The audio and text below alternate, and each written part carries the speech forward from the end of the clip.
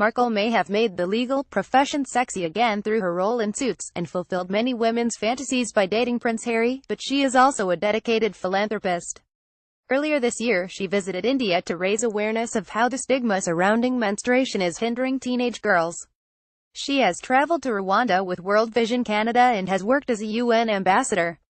Could she be the next People's Princess? Nimka Wali, director, Daughters of Eve, co-founder of Daughters of Eve, a non-profit organization working to protect girls and women from female genital mutilation. Ali is also on the board of Miriam Gonzalez Durante's Inspiring Girls Network. The Somali-born Londoner stood as a candidate for the Women's Equality Party at the 2017 general election. She stood, she said, so that girls of every race can see themselves in the past, can be themselves in the present and can free themselves in the future.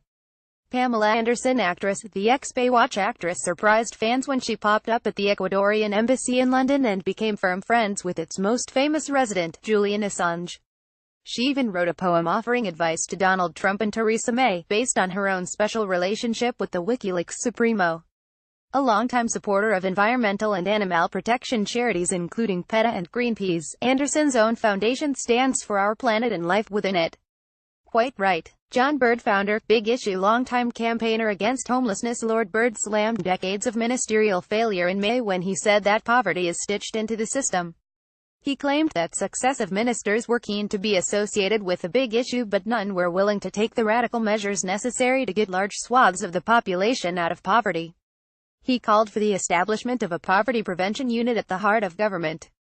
Gina Miller, upholder of parliamentary sovereignty. Gina Miller, Adrienne Lowry Miller, came from the comparatively quiet world of banking to throw herself into a volatile atmosphere following the vote to leave the EU.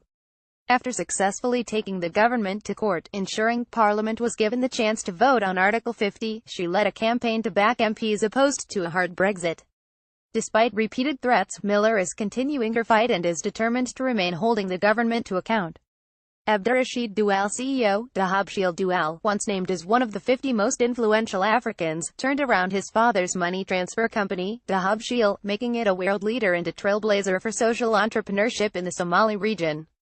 This year, he urged governments and corporations to do more to support the thousands of his fellow Somalis who had been hit hard by prolonged drought. He was able to speak from a position of authority. Dahabshil invests 10% of its profits in humanitarian and community regeneration projects. Livia Firth, creative director, EcoAge. Firth's commitment to environmental sustainability has been long-standing. She was working as an Oxfam ambassador in 2008, helping to campaign against domestic violence, when a trip to a clothing factory in Bangladesh brought home one of the fashion industry's grimmest truths. She founded EcoAge Limited in response, working with clients across a range of sectors to promote an ethical approach to employment practices throughout the supply chain. Miriam Gonzalez Durante's lawyer, the high-profile lawyer and equality champion, became embroiled in a row with British Airways in June after she criticized an advert in the carrier's in-flight magazine for a child's watch described as the perfect watch for your little princess. She has spoken out about the dangers posed by Brexit and is the founder of the Inspiring Girls Network, encouraging girls to be more aspirational. Don't call her Mrs. Clegg. Prince Harry, royal campaigner. Prince Harry, PA, now fifth in line to the throne and due to become sixth when Kate and William's new baby arrives next April. Prince Harry caused a stir this year by suggesting that nobody in the royal family really wants to take on the task of being monarch. He remains perhaps the most popular of all the royals, however, and has been impressive in his promotion of mental health charities. By speaking of how he sought to overcome his own demons, Harry has been an inspiration to many. Armenka Helik, refugee advocate. Baroness Helik came to the UK as a refugee at the age of 23, fleeing civil war in Bosnia. She was William Hague's special advisor during his time as Foreign Secretary and was the driving force behind his efforts, alongside Angelina Jolie, to end sexual violence in conflict zones. This year, she spoke out against the government's closure of the Dubs Amendment scheme, under which unaccompanied child migrants were given refuge in Britain.